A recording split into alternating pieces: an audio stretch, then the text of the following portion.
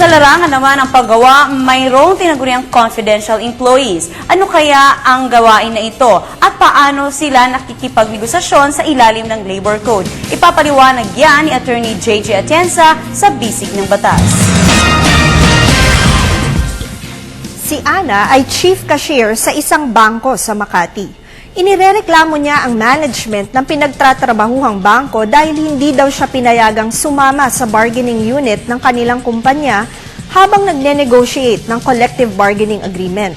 Hindi naman daw managerial ang kanyang posisyon kung kaya't dapat daw ay pinayagan siya sa active participation niya sa negotiation at dapat daw na-covered siya ng mga benepisyong ibinibigay sa ilalim ng CBA. Maaari bang makinabang si Ana sa CBA o maging active participant dito? Sa Article 245 po ng Labor Code, nakasaad na ang mga managerial employees ay hindi pinapayagan na bumuo o mag-assist sa pagbuo ng labor organization.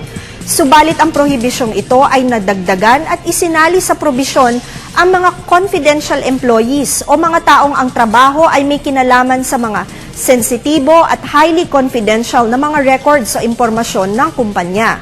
Sa kaso po ni Ana, ang tanong ay kung ang kagaya ba niyang chief cashier ay considered na confidential employee. Ang kaso ni Ana ay kaparehas ng kasong dinesisyonan ng Supreme Court sa National Association of Trade Unions Republic Planters Bank Supervisors versus Torres na nagsabing ang mga cashier ng bangko ay confidential employees na may control, kustodiya o access sa mga confidential na impormasyon tulad ng cash possession, financial condition, kombinasyon ng kahadeyero at iba pang negotiable instruments.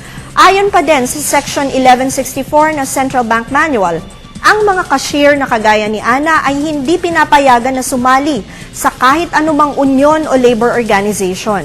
Dahil dito, hindi maaaring makatanggap ng benepisyo sa ilalim ng CBA na pang-rank and file employee lamang si Ana.